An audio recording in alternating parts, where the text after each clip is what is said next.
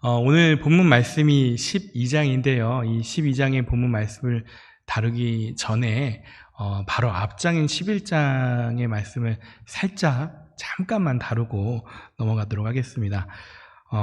오늘 12장의 말씀이 바로 전장, 앞장인 11장의 말씀과 이어지는 맥락에 있습니다.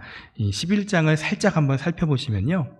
예수님께서 예루살렘에 들어가실 때 잎이 무성한 무화과 나무에서 열매를 찾으시죠. 그런데 찾아봐도 열매가 없자 예수님께서 그 무화과 나무를 저주하십니다.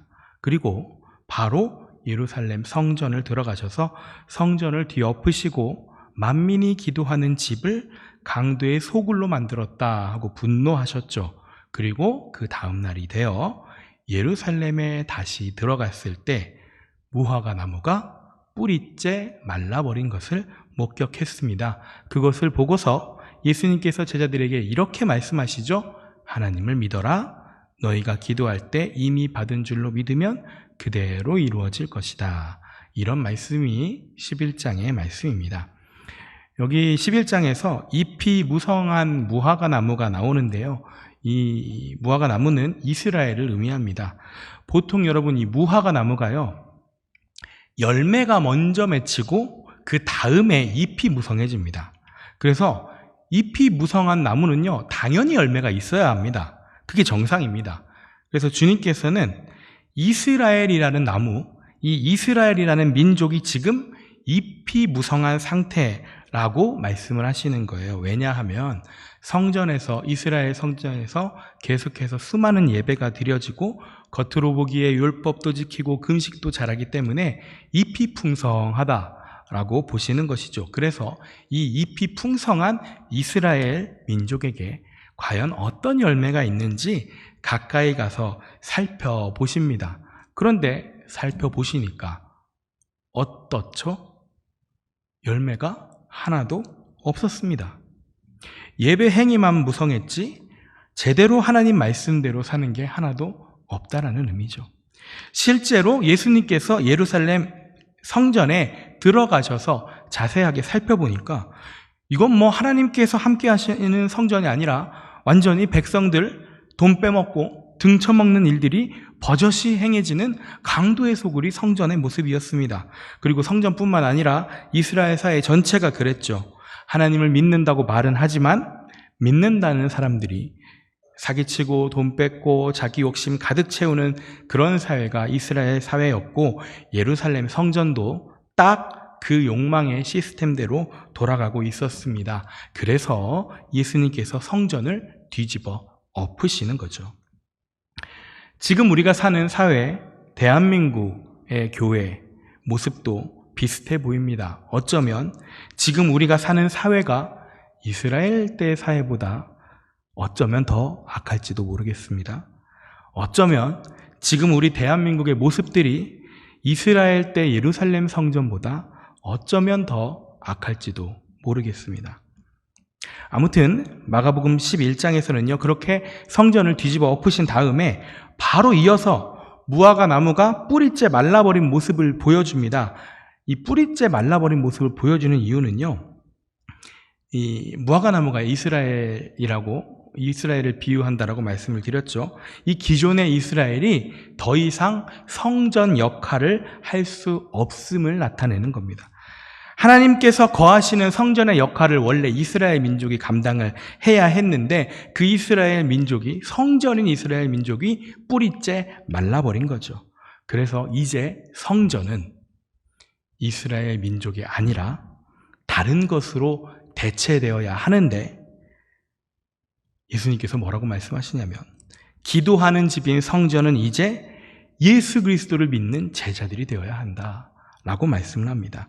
무화과 나무가 뿌리째 마른 것을 보면서 예수님께서는 제자들을 향해 이렇게 말씀하시죠. 이제 너희들이 성전이라는 얘기예요. 너희가 하나님을 믿고 기도하라는 얘기입니다. 하나님과 함께 살아가면서 하나님의 시선으로 세상을 바라보면서 하나님의 뜻을 품고 너희들, 성전인 예수님을 믿는 성전인 너희들이 기도하면 그대로 이루어지리라.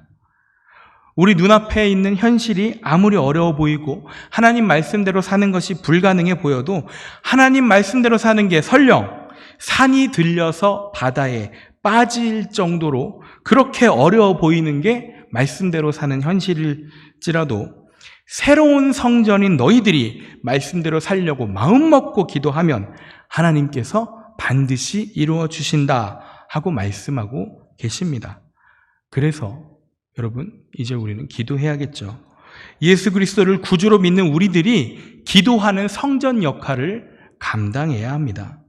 하나님과 함께 살아가면서 이 세상 속에서 열매를 맺어가는 역할, 하나님과 이 세상을 이어주는 성전의 역할이 바로 예수 그리스도를 믿는 우리 그리스도인들에게 주어졌음을 믿습니다.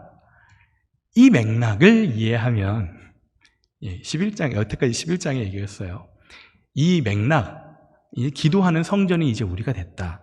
이 맥락을 이해하면 오늘 성경 본문인 12장의 포도원 비유가 훨씬 더 생생하게 와 닿을 겁니다. 앞에 11장에서 무화과 나무가 이스라엘을 상징했던 것처럼요, 12장에서는 포도원이 이스라엘을 상징합니다. 하나님께서 포도원을 일구셨어요. 그 말은 하나님께서 이스라엘 백성을 부르셨다는 얘기예요. 포도원을 만드신 것, 포도원을 일구신 것, 이스라엘 백성을 부르신 건 하나님께서 어떤 열매를 얻기 위해서예요. 뭔가 이스라엘 백성에게, 이스라엘 민족에게 하나님께서 모종의 열매를 기대하셨어요. 제 생각에는 그 열매가 하나님 믿는 이스라엘 민족은, 하나님 믿는 백성들은 다른 타 민족들과 다르게, 다른 세상 사람들과 뭔가 다르게 하나님 말씀대로 사는 삶의 열매, 말씀대로 기도하며 세상 사람들을 위해 중보하는 그런 기도의 열매를 기대하셨다라는 생각이 저는 들었습니다. 아무튼 이런 열매를 기대하고 포도원을 만드신 포도원 주인, 이스라엘 백성을 선택하신 하나님께서는요, 농부들에게 포도원을 새로 주고 멀리 떠났다라고 비유를 그렇게 하고 있는 거예요. 실제로 하나님이 멀리 떠난 건 아니고요. 비유를 그렇게 하는 겁니다. 농부들에게 포도원을 새로 주고 주인이 멀리 떠났어요. 그런데 여기서부터가 문제가 발생하죠. 분명 포도원 주인은 따로 있습니다. 그런데 어찌된 영문인지 농부들이 점점 이상해져 가요. 이 포도원을, 주인이 맡겨주신 이 포도원을 자기들이 차지할 수 있을 거라는 망상을 하기 시작합니다. 점점 이상해져 가서 분명 주인이 포도원 소출을 받으려고 종을 보냈어요. 그런데 주인이 보낸 종들을 잡아서 때리고 머리에 상처를 내며 모욕을 주더만 급기야는 이 종들을 죽이기 시작합니다. 여러분, 성경을 조금 읽으신 분이라면 이스라엘 나라의 역사를 알고 계시죠? 이스라엘 역사가 그랬습니다. 딱 이 포도원 비유처럼 똑같았습니다. 이스라엘 나라의 지도자들이라는 왕, 종교 지도자인 제사장, 장로들이요, 시간이 갈수록 점점 이상해져 갔어요. 분명 이스라엘은 자기들 것이 아니라 하나님의 것입니다. 그리고 이스라엘 백성들도 하나님의 백성입니다. 하나님의 나라가 이스라엘 나라인데 얘네들이 점점 이스라엘이 자기 거라는 망상에 사로잡힙니다. 그래서 하나님께서 보내주신 선지자들과 예언자들을 잡아서 때리고 상처 입히고 온갖 모욕을 주더니만 급기야는 선지자들을 죽이기까지 했습니다.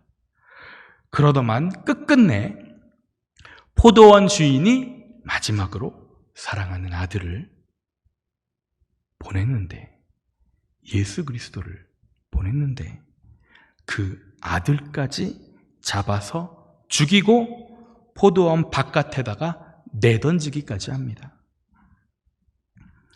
이 농부들, 이스라엘 나라가 내 거다, 자기 거라고 착각하는 이 이스라엘의 정치 종교 지도자들은 도대체 무슨 생각이었을까?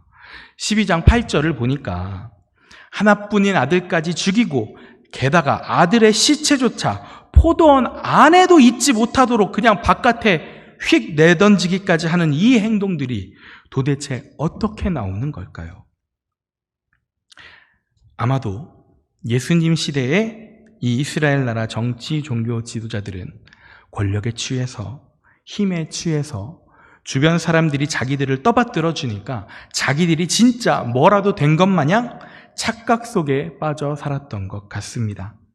이스라엘 나라의 주인은 따로 있는데, 하나님이 이스라엘 나라의 주인인데, 그런데 주인이 그저 이 이스라엘 나라가 열매를 잘 맺을 수 있도록 이 지도자들에게 세를 주고 맡겼을 뿐인데, 소작농인 이 신분이, 소작농인 주제에 주인의 단 하나뿐인 사랑하는 아들까지도, 예수님까지도 잡아 죽이는 모습을 보여주고 있죠.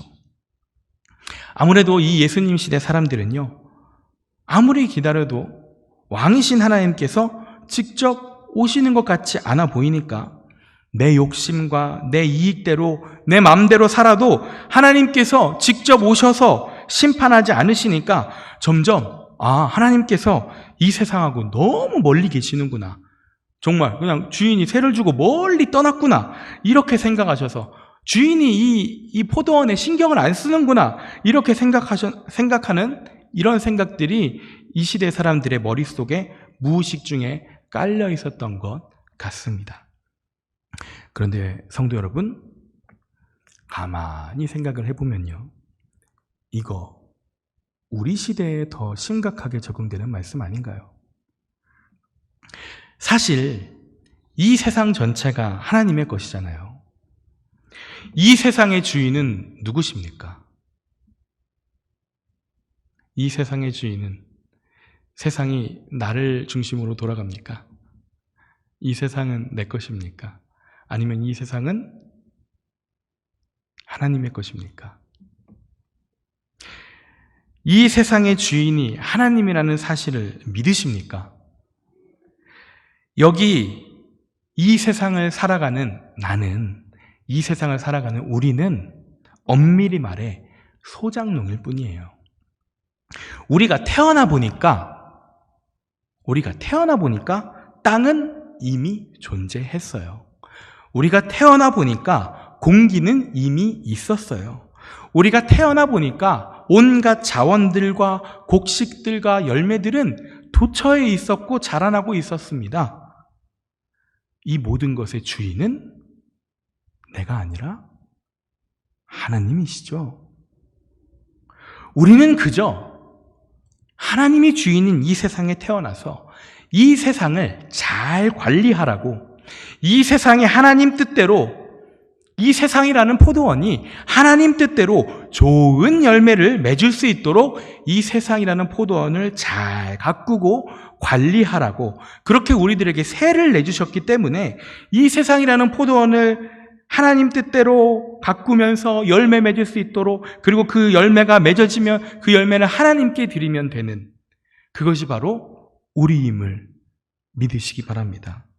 그런데 너무나도 안타깝게도 사람들이 내 욕심과 내 이익과 내 마음 내키는 대로 아무렇게나 행동해도요, 별일이 벌어지지 않잖아요. 하나님께서 심판하시지 않잖아요. 당장에 그런 심판이 눈앞에 보이지 않으니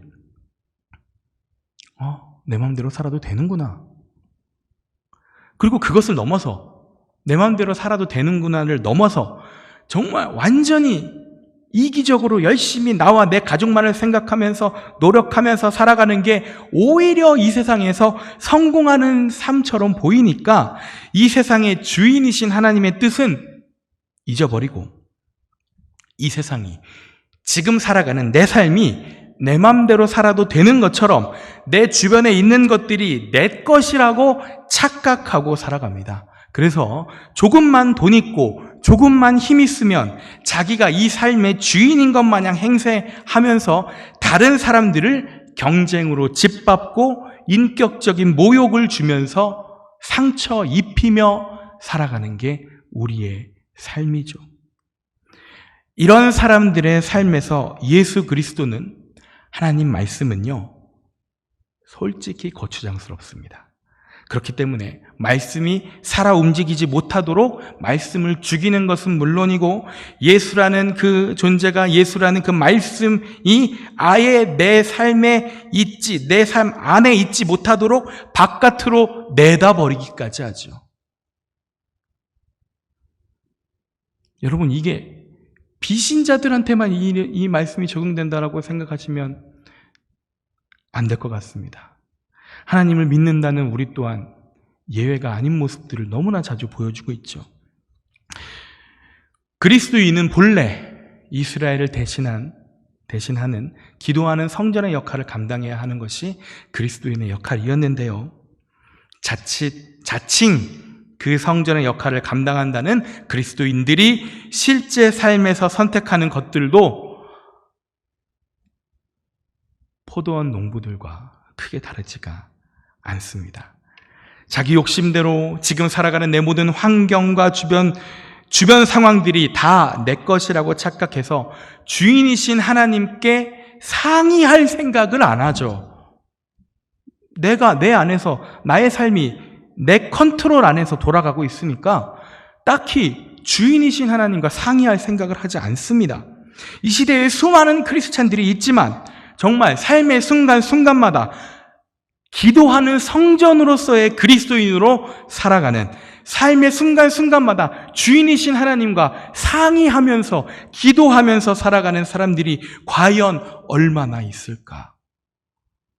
내 욕심과 내가 만들고 싶은 환경, 내가 인정받고 내 중심으로 돌아가는 삶, 내 것을 채우고 싶은 마음들, 이런 것들을 하나님한테 투사시키면서 내가 원하는 게 하나님께로부터 오지 않으면 말씀을 거부하고, 진정한 하나님의 뜻이 주님의 종들을 통해서 전달되어 와도 그 진짜 하나님의 그 말씀이 내 안에 살아서 나를 역사에서 바꾸어 놓지 못하도록 한 귀로 듣고 한 귀로 흘리고, 말씀을 비틀고 구부러뜨려서 내 좋을 대로 내 뜻에, 내 이익에 부합하도록 해석하면서 그런 행동들이 결과적으로는 내 삶 안에 살아있는 말씀을 바깥으로 내던져버리는 그런 경우가 너무나도 많습니다.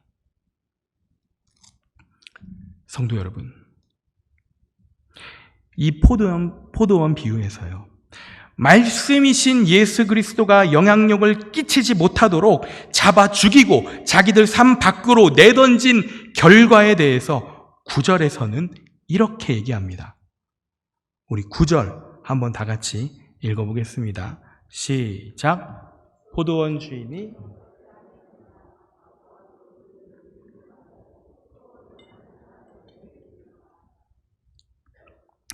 주인이 직접 와서 이 악한 소작농들을 죽이고 포도원을 다른 사람들에게 줄 것이다.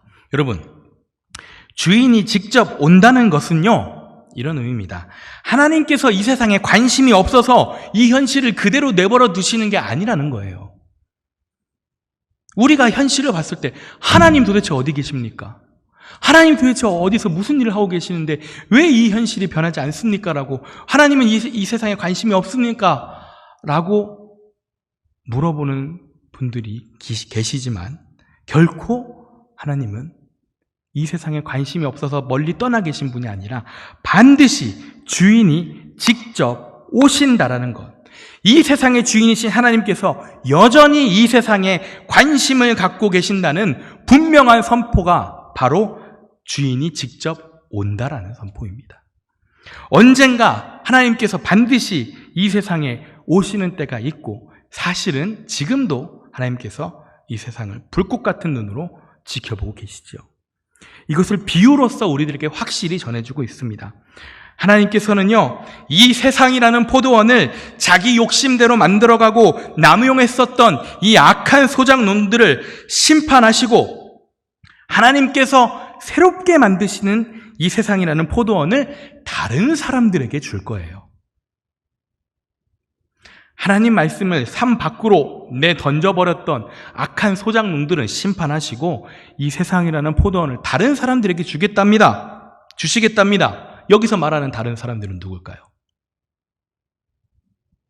바로 예수 그리스도와 한 몸을 이룬 제자들, 진짜 말씀대로 살아가는 교회 공동체, 정말 성전 기능을 수행하는, 기도하며 행동하며 열매 맺는 사람들을 말합니다. 내 삶이 내 것이 아니라 하나님께서 주인됨을 인정하면서 주인이신 하나님께서 맡기신 나의 이 삶의 터전에서, 이 세상에서 삶의 소출을 하나님께 드리려는 사람들, 내 삶의 열매를 기도하며 하나님 말씀대로 실천하며 살아가는 삶의 열매들을 하나님께 드리려는 사람들, 그런 사람들은요, 무슨 일이 생길 때마다 주인이신 하나님과 상의하겠죠. 주인이신 하나님과 함께 동행하며 하나님의 뜻을 구하는, 기도하는 성전으로서의 역할을 수행하겠지요. 그렇게 하나님과 함께 살아가는 인생을 살면 살수록 하나님의 마음을 점점 더 깊이 알게 되고 하나님의 시선으로 이 세상을 바라보게 되고, 앞으로 하나님께서 이 세상 가운데, 나의 삶 가운데, 우리 교회 공동체 가운데, 우리 가정 가운데 하나님께서 이루실 일들을 신뢰하며 바라볼 수 있는 눈이 생깁니다. 비록 살아가면서 현실이라는 벽에 부딪힐 때도 있겠지만 예수 그리스도와 함께 이 모든 상황을 상의하며 기도하며 헤쳐나가면서 하나님께서 이 모든 것을 반드시 이루시리라. 11장에서 기도하면 능히 그대로 되리라. 이 하나님께서 이 모든 것을 반드시 이루시리라는 그 신뢰를 가지고 꿋꿋이 삶의 열매를 맺어 가겠지요. 하나님께서는요, 그렇게 진짜 성전 역할을 감당하는 그 그리스도인들에게 하나님 나라라는 포도원을 주실 거예요. 포도원 주인이신 하나님이 없는 것처럼 보일 때, 이 세상에 마치 하나님이 없는 것처럼 보일 때도 여전히 충성을 다하며 기도하는 성전 역할을 감당했던 그 사람들에게 마침내 하나님께서 실제로 오셨을 때 그 사람들을 향해 착하고 충성된 종아라고 말씀하시면서 하나님 나라라는 포도원을 다스리도록 하실 것입니다. 사랑하는 산돌교회 성도 여러분, 주님께서는요, 그렇게 주님과 함께 살아가는 진짜 기도하는 성전이 되기를 원하고 계십니다.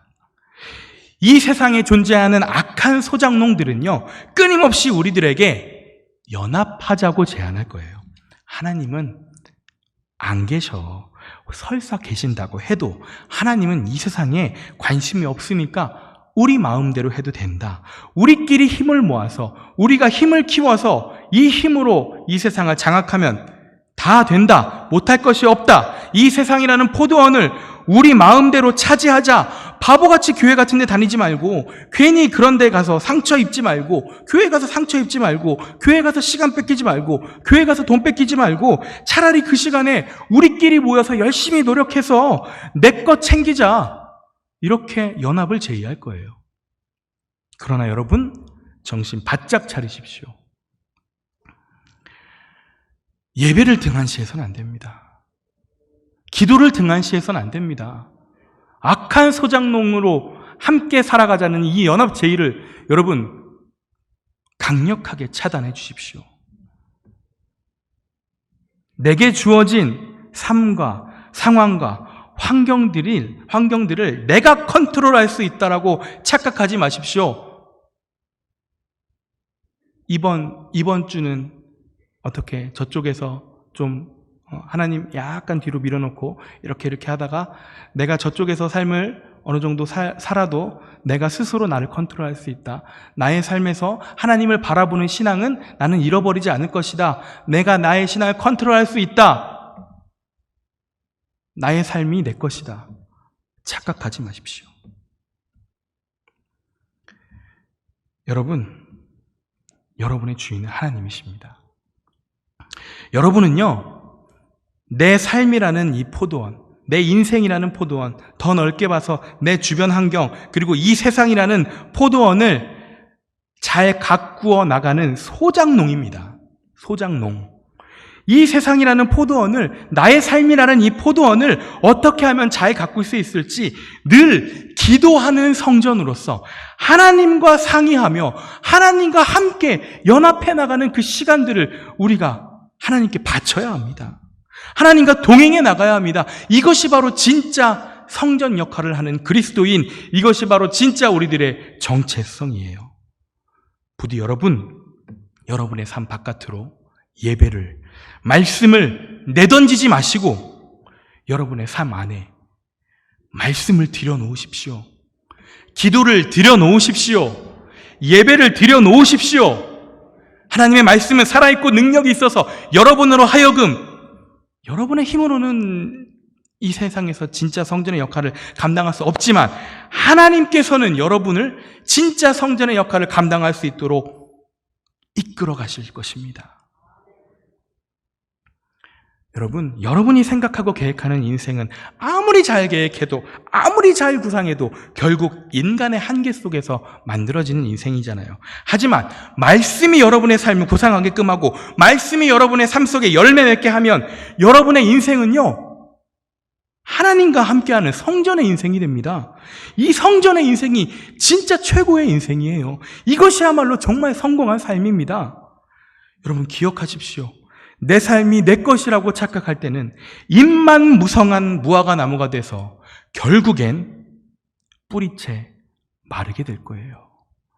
내 삶이 내 것이라고 착각할 때는 하나님 말씀과 하나님 마음을 전해주는 사람들, 그 사람들을 무시하고 상처 주며 결국에는 말씀이신 예수 그리스도가 내 안에 살아서 역사하지 못하도록 비틀고 구부러뜨리고 죽여서 내 삶 바깥으로 내던져 버릴 것이죠. 그렇기 때문에 우리는 간절히 기도해야 합니다. 나의 삶 속에 말씀이 들어와 나와 함께 거하시길 원한다고 간절히 기도해야 합니다.